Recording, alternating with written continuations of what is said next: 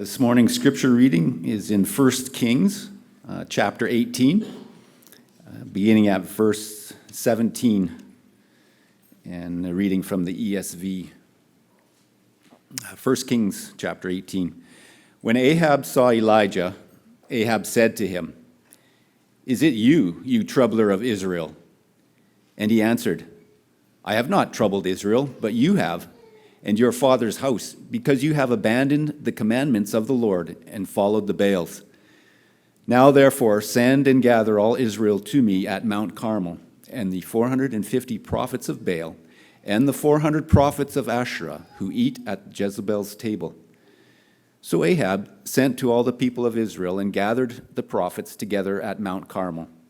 And Elijah came near to all the people and said, "How long will you go limping between two different opinions? If the Lord is God, follow him. But if Baal, then follow him." And the people did not answer him a word. Then Elijah said to the people, "I, even I only, am left a prophet of the Lord, but Baal's prophets are 450 men. Let 2 bulls be given to us, and let them choose 1 bull for themselves, and cut it in pieces, and lay it on the wood. But put no fire to it. And I will prepare the other bull, and lay it on the wood, and put no fire to it. And you call upon the name of your God, and I will call upon the name of the Lord. And the God who answers by fire, he is God." And all the people answered, "It is well spoken." One of the great stories of the Bible, I think it's probably in most kids' books and illustrated Bibles for kids that you will find anywhere. It's a miraculous story. And last week we looked at 1 Kings 17 and we saw that Israel was being ruled by a terrible king by the name of Ahab. And Ahab had a wife who loved Baal, and her name was Jezebel. And they had encouraged all of Israel to adopt the new gods of this land that they were living in and to set up places of worship in all the regions so that no one would have to travel very far to worship these gods. And in response to this, God, as he previously had promised that he would do if they engaged in this kind of idolatry, sends a drought. And this drought showed God's power and control over the rain and over the fruit of the land. And then he miraculously provides for Elijah, for a widow, and for her son. And then finally, after the widow's son dies, God raises him to life again through the prophet Elijah. And through all of this, though it didn't look like it at the time, if you would have been there and if you would have looked around, God showed that he was in control. It looked as though others were in control, but God in fact was in control, and this was an encouragement to us, because right when it seemed like things were at their worst, there was no hope. There was nothing on the horizon. There was no Calvary that was coming. There was no hope of change in sight. Out of nowhere, God provides an answer. Out of the blue. We didn't see it coming. We didn't expect it. But Elijah arrives on the scene, and God uses this unlikely people group to show his power through. It wasn't the place where we thought God would have acted and where he would have shown his power and through the people that he chose to work through, but it's exactly what God's plan was. Well, we're not out of the woods yet. The drought is still going on, and the prophets of Baal are still running amok, even though all of this has happened and all of this is controlled by God has been seen. But the people are still worshiping the wrong God. It hasn't gone out en masse yet of what has happened. And so how will this all shake out? That's where we're going to go today. And what we're going to see is this all is going to happen on what is called a high place. So this morning we're going to investigate this, and we'll continue to get a sense of the control that God has. To get a sense of this control that in the seemingly disarray of what's happening, God comes in.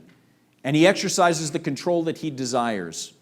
Not because he is a control freak, but because he loves us and because he knows what's best for us. He knows what it is that we really need. And so control is important. And so we're going to look at, number one, God's control over his people's hearts. We're going to look at his control over the competing idols. And we're going to look at his control that happens in our prayer life. And then we're going to end by identifying the gospel themes that run all through this passage, this thread of redemption that we see even here. And so let's begin with number one, the first thing, God showing his control and his desire for control over his people's hearts. So in this passage, as we read through it, we start off by seeing at the very beginning of this chapter that Elijah had been granted a personal chat with King Ahab through a faithful servant of God by the name of Obadiah. Now, Obadiah served over Ahab's household, and he was very faithful to God. He was one of the few who were faithful to God in the midst of all that was going on, and he served together with this King Ahab. And one time, we are told that he had hidden 100 of God's prophets in a cave to save their lives from Queen Jezebel. So he was operating faithfully within this household. And so Elijah is able to gain a speaking with Ahab through Obadiah.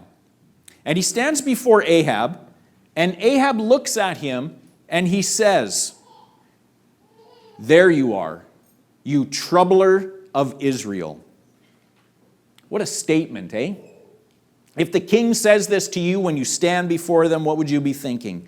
The king of Israel, the king who's supposed to be over all of God's people, he calls a faithful prophet of Israel a troubler. What we can gather from this was that the miracles that God had done through the widow and through the drought, they'd been talked about all over Israel. It was starting to murmur. There was a murmuring going on of what God was at work and what he was doing. Everyone has heard what has happened now, and people are starting to talk. Have you heard what God did through this widow? Have you heard what happened to her son and how he brought her to life again? And Ahab doesn't like this. He does not like this one bit. He liked the way things were going. He didn't want a disruption to the status quo. He had the people worshiping Baal, and he allowed them to mix in a little worshiping of God along with it. They could have both going on, and everybody was happy. His wife was happy about the Baal worship, and God, he's sure that he was happy about the worship that he was receiving at the same time, or so he thought. Everything was going great for Ahab, he thought, anyway. He had a happy wife, happy life. Everything is going good. Everybody's satisfied. But now the people are murmuring, and he doesn't like this. A disruption is happening. A change to the status quo. He's been challenged, as are his gods, and he doesn't want the disruption. He wants his kingdom to operate smoothly, for people to just go along with what he tells them to do. And so Elijah rightly tells them, "I'm not the troubler of Israel. You are the troubler of Israel." And that's where we find ourselves. What's the problem here? The problem that he identifies, he's a troubler of Israel because of divided hearts. It all comes down to the people's hearts are divided. And so Elijah pitches a plan, a showdown. He tells Ahab to gather 850 prophets of the Baals, because Baal wasn't just one god, this is a plethora of gods we're talking about. And he says, send them up to Mount Carmel. Ahab agrees to do this, and the people are gathered. And while they are gathered, Elijah speaks to them. Everybody is there. Everybody has heard what's about to happen. There's a showdown. This is a big event that's about to take place. And so they all gather together. Elijah has this audience with them. And he speaks to all of Israel. And he gets right to the heart of the matter. He gets right to the very center of what the problem is, of why this is going on and why God is displeased. He puts his finger right on it. Now remember last week, we said that a prophet was a forth-teller. Prophets didn't just foretell the future, but they were forth-tellers. He tells it like it is. A prophet's job was to be a messenger of God who told the people why God was displeased with them, what the problem was. And he says to them, how long will you go on limping between two different opinions? How long are you going to limp between these two different idols of worship in your life? If God is God, he says, then follow him. If Baal is God, then go follow Baal. You see, Israel was trying to serve both at the same time. We call this syncretism. And there it is. It's laid out all before him. The reason for all this trouble, the reason the drought had come, why all of this was happening to them was laid out at their feet. just so in their face, plain for everyone to see, plain as day. Both their gods were laid out before them. Imagine that. Imagine this scene. Imagine God laying your functional idol out right before you and then asking you, do you want to serve this? Is this what you want to serve? Well, then follow it. Yeah, because we kind of have these things, don't we? I think all of us have these functional idols in our lives that we struggle with, and we operate with a little bit of syncretism in our lives. We believe God, we trust in God, but there's a lot of other things that we can put our hope and our faith and our trust in. Functional idols in our lives, things we look to in order to give us help, the things we look to in order to give us our ultimate hope, to offer us entertainment, to offer us something to grasp onto. We probably have these things apart from God, but we don't usually acknowledge them as such. But just imagine if God laid it out in front of you for all to see, and God says, choose. Stop trying to follow me and follow that thing at the same time. What do you trust in? What gives you hope? And when we think about that, it kind of gets to the center and the core of who we are. What are the things that we look to that ultimately we are looking to for hope and satisfaction? What do you daydream about? What do you sacrifice for? Even when it seems like the not responsible thing to do, you're willing to sacrifice for something. Why are you willing to do that? Why are you willing to go that extra step, that extra mile for something? Where does your money most easily flow? What do you have the easiest time just spending and putting your money towards? You see, there's all these different ways to identify who our true functional gods really are. And God lays them out before us. He just throws them down and he says, here they are. Which one do you want? You want this one? Then go for it. If you want me, then follow me. But what did the people say when Elijah does this? Because this is where they were. They sit there, they look at him, and they say nothing. They're silent. They give no response. Why choose, they're thinking. Why should we have to choose? Why can't we have both? We like to be a part of this surrounding dominant culture. It makes life very comfortable for us to do this. And we're still observing the feasts. We're still giving sacrifice to God as well. So what's the problem? This is a very convicting thing that God is doing through Elijah here. You'll notice how he uses this term limping. He says you're limping between these two things. This isn't a positive sounding word when you use the word limping. There are limping between their divided loyalties, and it's not strong. It's divided. It's not decisive. You know, they don't know which way should I go. I'm going this way, I'm going that way. It's not straight. It's limping between. Neither one is successful. When you're limping one way, you're kind of partially going one way and you're partially going another way. We're going to see this word come up again later. It's a word that's repeated. Now, we might look at this and think, come on, Israel. Like, why would you do this? I mean, why would you even think this is a good idea? I mean, you've seen all that God has done. Look at all the miraculous things that God has done for you and done for a people. And then, like, how could you be guilty of doing this? I mean, the Baals, really? I mean, after all God has done for you. But you know what? There are a few solid reasons, I think, why this would have looked so attractive to the Israelites. We often give them a hard time for their mistakes, but then we go easy on ourselves. I mean, we do this with all kinds of people, right? We give other people a hard time. We give ourselves a lot of grace. And we do this even as we approach the Bible and as we look at the people of Israel, because we say all the things that God has done. How could they not just give God absolutely everything? But, you know, I think there were some pretty compelling reasons of why they would have done this. And I was looking into Baal worship over the last week, and I think there are some compelling reasons of why this was a real threat to them and why it was a real temptation for them. Three things in particular. Number one, like worshiping the Baals is a state-sanctioned event. So that means if you wanted to be on the good side of the government, it's what you did. Queen Jezebel was Baal's greatest promoter, and while Ahab, he was a little bit more divided, he too prompted this worship. So you had your leaders who were telling you to do this, who were saying if you want your life to go well and to not be disrupted, then do this thing. So do you want the government to look favorably on you? Well, then you do what they want you to do, and you would worship Baal. Secondly, Baal worship wasn't just a recent fad. It's not like this is just something they had conjured up. It had been going on for generations and generations. And so there was this appeal to history and appeal to tradition. It was the kind of the thing to do in this land. It had been around for hundreds of years, and it appealed to their felt needs.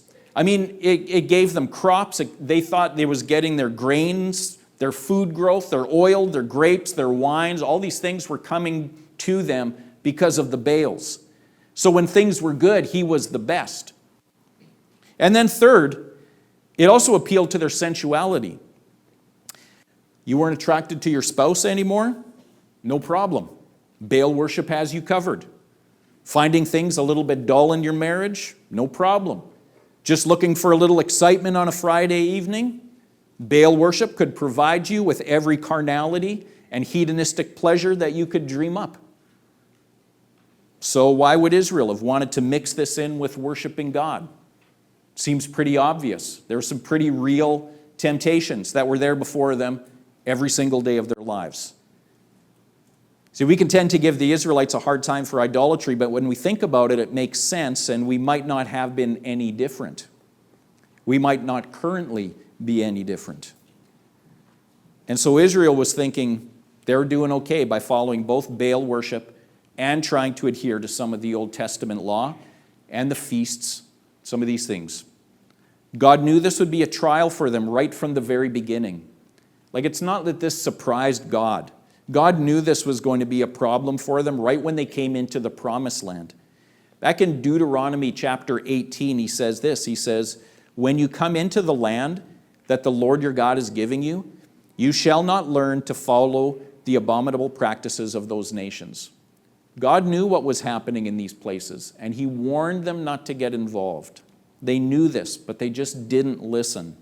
And now God says, choose. But they don't even answer. They just sit there, silent. God's desire has always been to have full control of his followers' hearts, not a divided loyalty. And not because he is a control freak, but because he loves us and he knows exactly what it is that we need to have ultimate satisfaction, ultimate hope, ultimate salvation in him. And so he wants our whole hearts control. God also shows control in this passage over the competing idols. And here's the part of the story you probably know well that we started reading. It's the big showdown. Elijah and his God versus 450 prophets of Baal and their gods. And here we see that Elijah gives them every benefit. He gives them every benefit. He says, you choose the bull first. I'll give you first choice of which bull you would like for the sacrifice. Not only that, but we'll go up, excuse me, we'll go up to the place of worship that you guys are always going up to, home field advantage, Mount Carmel. You can go first. I'll give you the option too, to be able to go first. They won the coin toss. They get to decide. Mount Carmel is where they're headed to. Now, here's a picture of Mount Carmel. Sounds like a nice enough place. Like maybe a stop in a popular kids game, Candyland. Mount Carmel. It's actually where modern-day Haifa is located. And at the top of this mountain range, there had once been an altar to the Lord back in olden days. But it had been torn down, and this peak had become the epicenter of Baal worship. This was what you might call ground zero for Baal worshipers. This was where it happened. It was a fertile hill, and it grew a lot of vegetation, grew a lot of fruit, and so people saw it as being a blessing from Baal. This was their territory. It's where they worshiped. This is what we might call, and what the Old Testament calls, a high place. Are you familiar with the term high places in the Old Testament? You see, the high places, they were places that the Canaanites would build their temples to the Baals. They were always on a high place. Pagan worship always happened in high places. So if you were traveling to a new region, all you'd have to do is take a look up, gaze up, and you would see where the worship to their gods was taking place. Pagan worship always happened in high places. But the Israelites, well, they started to use some of these high places to sacrifice and to worship, and get it a little bit of mixed in with Canaanite idolatry. It was actually Solomon who first started building these in the later part of his reign as he became more and more pluralistic. For God, the only place of acceptable worship in the high place was the Temple Mount in Jerusalem. All others were supposed to be destroyed. God told them over and over again, destroy the high places. And it would only be King Josiah, the good king. He's really our one saving king that we have in our story in the Old Testament, one of the very few who would go and tear down all of those high places and obey God. But this gives us a bit of a unique perspective on a lot of things that we read in the Old Testament. I think of Psalm 121 as an example. It's a well-loved psalm that starts off by saying, I lift my eyes up to the hills. Where does my help come from? So knowing all that we have just said about the high places, you look at what different perspective we gain on a psalm such as Psalm 121. The psalmist says, my help comes from the Lord. Not from the God who has been set up on top of that hill, who has been built by human hands, but my help comes from the one who made those hills, who made the elements that those idols are made up of. He is the one and true powerful God. So I lift my eyes up to the hills. Who does my help come from? Who does your help come from? But here in this chapter, an altar to Yahweh had been built up there, which it shouldn't have been in the first place. But now it had been torn down, and the Baal altars are now there. So the 450 prophets of Baal, they have home court advantage. This is their territory. It could be called Baal Hill, really. So back to the contest. Elijah tells them what they will each choose, one bull. Then they will build an altar. Then they will slaughter the bull. Then they'll put the wood on the altar. And then they will pray to their God to send down fire, of which Baal is a god of. And the God who answers and sends down fire to consume the sacrifice will be the true God, and they all agree to this. Every advantage is theirs. Home field advantage, the advantage of numbers, the advantage of going first, the advantage of choosing the bull first, and so they begin. And from morning till noon, the 450 prophets pray. They dance and they limp around. Nothing. What did this scene look like? What did it look like to limp around the altar? You see that word that's coming up again? I don't know if anyone here saw the female Australian breakdancer by the name of Ray Gun. You may consider that limping. It was probably a little bit like that, but they were doing it all around the altar. And nothing happens. They were putting on a great show. And actually Elijah starts mocking them. And he sees that nothing's happening, and he sees what they're doing, and he says, cry louder. Maybe he can't hear you. Maybe he's busy thinking. Or maybe he's in the bathroom. Or maybe he went away on summer holidays. Or maybe he's sleeping and you just can't wake him up. These are all things he said to them.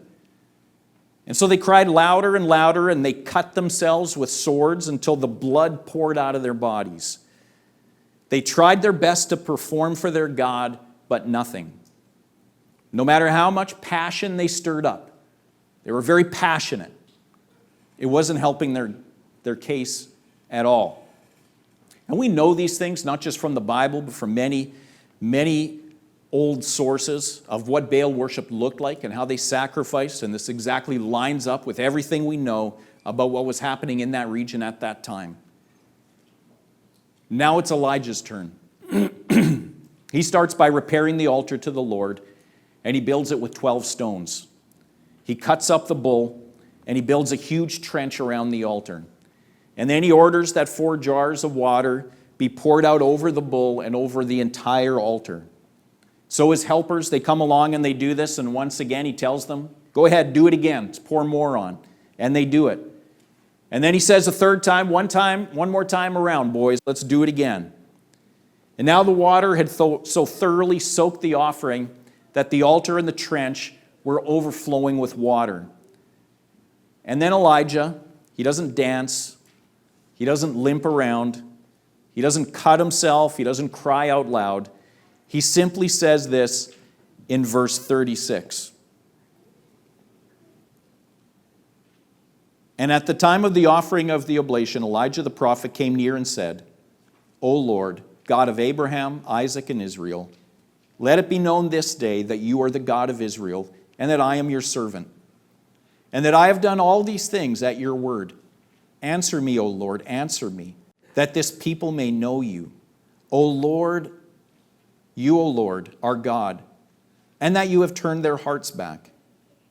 Then the fire of the Lord fell and consumed the burnt offering and the wood and the stones and the dust and licked up the water that was in the trench. And when all the people saw it, they fell on their faces and they said, The Lord, He is God. The Lord, He is God. So obviously now, God shows that He is control even over the competing gods of the day.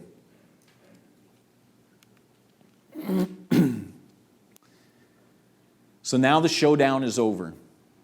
Victory has been won. God won hands down. It wasn't even a contest. But there's still no rain. The problem of the drought still with them. That situation has not yet been rectified. The prophets of Baal have been slaughtered, and now Elijah, his helper, and Ahab, they're still on the top of Mount Carmel. Just a few of them up there now. But Elijah knows that the rain is going to come soon. And so he tells Ahab, he says, Ahab, go get yourself some food and be ready to get back home. Because I can hear the sound of the gushing of rain. It's kind of amazing, but we see here that Elijah is still in control. He's telling Ahab what he should do, and the king listens. There's been a slight change of heart in the people of Israel and in the king is what we're starting to see here. And so the king does as Elijah says. He goes for supper, and Elijah goes to prayer. He goes to the altar at the top of the hill, and he bows down with his head between his knees, and he gets up and he tells his servant to go and to look at the sea and look out over the horizon and see if you can see any rain that's starting to come. Are there any clouds that are starting to form? This is an intense, concentrated, persistent prayer that Elijah is embarking on here. And his servant, he goes out, he takes a look, but nothing happens. That word, nothing, is a very hollow word. He goes out, he looks, nothing. And it's very reminiscent. It's the same language that was used earlier when the prophets of Baal were pleading to their gods to send fire, but there was just silence. There was nothing. It was just like a vacuum. Have you ever prayed and felt nothing? Have you ever experienced nothing? And what is nothing, really? This is what Elijah is experiencing, even now, as he knows that God has promised rain, but it is not coming. And so what does Elijah do in the midst of that? Well, he bows in prayer again. Still, nothing. 7 times he does this. And after the 7th time, the servant comes back and he gives a report. There's a tiny cloud that is forming on the horizon. Now, this prayer is quite different from what we previously saw as he went up against the prophets of Baal. I mean, look how differently God responded to the same person's prayer. I think this is rather significant for us. Because in verse 36, Elijah's prayer was rather effortless. It was rather short, and God's answer was rather immediate. But here, Elijah goes through this agonizing process for an answer to his prayer that is rather delayed. 7 times. But he keeps fervently moving forward in this prayer, trusting that God is going to do something. It's a totally different process. It's a totally different outcome. This is really quite mysterious. You could see how he might have been tempted to think, well, I prayed once and God did something miraculous. Now I pray 6 times and absolutely nothing happens. But yet he goes back for that 7th time. Only after extended pleading here, and in chapter 19, we will also see that God answers prayers in another way. He doesn't answer it at all there. Here, one time it's immediate, one time it's after long pleading, 19, it'll be nothing at all when he pleads for God to take his life. All this, what do we do with all of this? We have to simply live with this mystery and allow it to teach us some caution in the way in which we pray and approach God. Because what I was thinking was this: imagine what we would turn prayer into if there were only one way to pray. If there was one way that we had to pray and there was one way that God would answer, what would we make our prayers into? What would we turn them into? What would we cause us to turn prayer to become? Most likely it would be a formula to get the things that we want. Then when it didn't happen, I would imagine we would just abandon ship altogether. But that's not how God operates, and that's not what we should expect our prayer life to be like. Sometimes we'll offer short prayers in the middle of our day. We're just in the day and God brings something to mind, or we see something and we just offer up a prayer right then and there. Sometimes we will offer long, agonizing prayers as we lie in bed at night. Have you ever had those opportunities when it's something so burdensome on your heart and you lay in bed and you can't sleep and you pray and you pray and you pray? Sometimes we'll offer the prayers for people that we have recorded in our prayer list. We bring out a sheet. We just faithfully pray through it.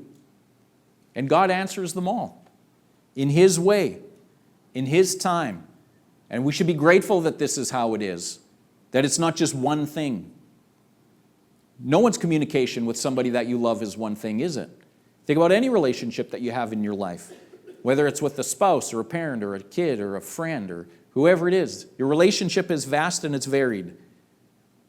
It's a mystery. And Yahweh is a God of much mystery to us. Whether that's in the realm of conversion experiences or prayer or the way in which He guides our life, there's so much of what God does that is a mystery to us. We'll never fully understand His ways, but His ways are good. And do we trust that? Do we trust it enough that we continue to come back to Him with an undivided heart? And now Elijah tells Ahab, go get your chariot and head home if you want to make it. If you want to make it home, you better go right now, he's saying, because there's a great rain is a-coming. And at that, the thick clouds filled the sky, and a great rain fell after 3.5 years. Ahab drives his chariot to the city of Jezreel. Elijah, he waits there, he gives him a head start, and then he runs past him, and he gets there first. This wasn't a short run. This was around 17 miles that he ran before Ahab in his chariot. Now, we just watched some amazing marathon runners in the Olympics. And these guys, they run all 26 miles at an incredible pace. In fact, the winner was running at a speed that the average in-shape adult could only keep pace with for 35 seconds. So if you're in really good shape, you could run with a marathon runner for 35 seconds, their average run for the entire 26 miles. That's right, isn't it? There it is. A soccer player, if you're a really good soccer player, you could keep pace for 70 seconds. So they're running at like 20 kilometers an hour for all 26 miles, which is approximately my top speed in a 100-meter sprint. Amazing. And Elijah, he was far surpassing that. He just took off and he ran. This was no human effort, but once again, God doing something, and why this happened, we can speculate. There was no human effort involved, but his prayers were. You see, James 5 tells us that Elijah was a man just like us. He wasn't a superhuman. He wasn't a superhero. There was nothing supernatural about Elijah. But there's something supernatural about the God that he was praying to. Elijah had a nature just like ours, we are told, but what did he do? James tells us that he accomplished all of this because he prayed fervently. He prayed fervently. God is in control of your prayer life. So use a variety of prayers. It's not a formula. Persist in praying. Don't give up praying. Pray with a fervency and a persistence that joins your heart together with God's. That is the goal of all prayer, that you will be joined with God and with His will. God is in control of His people's hearts. He's in control over competing idols, and He's in control of our prayer life. And finally, we also see how all of this fits in to the grand themes of redemption that run all through the Old Testament and the Bible as a whole. So we can learn some important truths about God in this chapter, and one of the first things that we saw this morning was that our hearts should not be divided. In order to be a follower of God, we can't be waffling between a love for the world and a love for God. God tells us to choose. A divided heart will destroy us. We have to be devoted to God and to God alone, but it's not the intensity of our devotion that makes us acceptable to Him. And that's very relieving, because if we thought we had to reach a certain level of intensity and passion in order to be accepted and heard by God, that would be very defeating. It's not the devotion of our heart that makes us acceptable. It's the object of our devotion that makes us acceptable to God. It's the object of our devotion that saves us. It's common for us to think that if we just have enough passion that God will hear us, or if we're doing enough good works, God will hear us, or if we're broken enough, God will hear us, or if we perform the right rituals, or if we can speak in tongues, or if we can muster up a high enough level of faith. If we can offer something that is acceptable enough to God, He will hear us and answer us. No one could have been more passionate and more intense about their faith than the prophets of Baal. They danced and they limped and they uttered cries and they cut themselves and they bled for their gods, but it didn't get them anywhere. Their gods didn't answer. We don't have to cut ourselves and bleed in order for God to forgive us. Jesus was cut, and He bled for us, and God did answer. We don't have to perform for our God. We only need devoted hearts that love Him and a heart that accepts Him. Hearts that understand that we need hope, that we need healing, and that we need forgiveness, and that only He is able to give it to us. And when we get that, we get everything. There's a transformation that then happens in our lives, and it does something to the loyalties of our heart.